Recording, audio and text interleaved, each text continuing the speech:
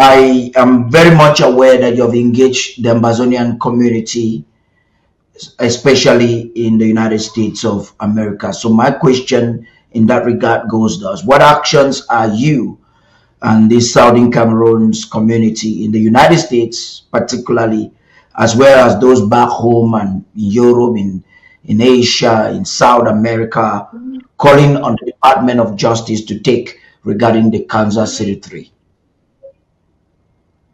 Yes,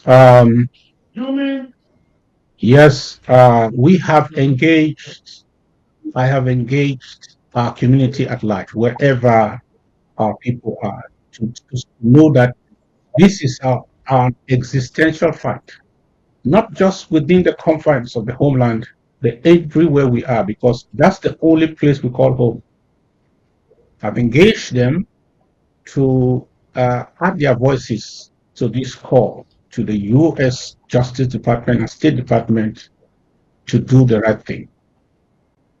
I've also engaged them to show support for this petition, because I was going to underline that Mr.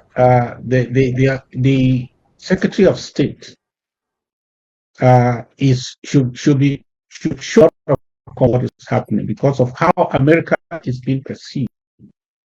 Because if America is a beacon of hope to all the oppressed in the world, all those who are running away from dictatorship, all those who are running away from uh, totalitarian governments and regimes.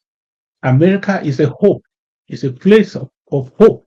It's a destination of hope. It's a place that people get to and they feel they are safe.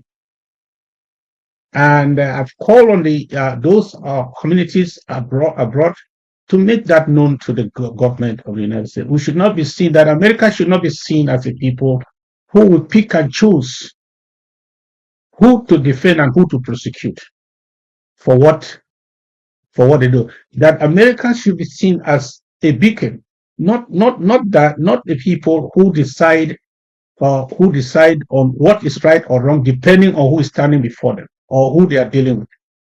If they are dealing with Ukraine, then they show support. If they are dealing with an African, then they prosecute them.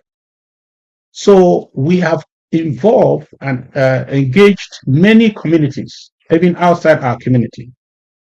We have engaged organizations that have understood our plight and are going to add their voices. I'm not going to give details, but there are a handful of them in the United States and across the world that are lending their voices to talk to the ears of the Attorney General and especially the Secretary of State to do something to ensure that this double standard, this disparity is addressed, and that all Americans understand that if self-determination is supported by Americans anywhere they are, they will not be prosecuted for doing so in America, not under the laws of America.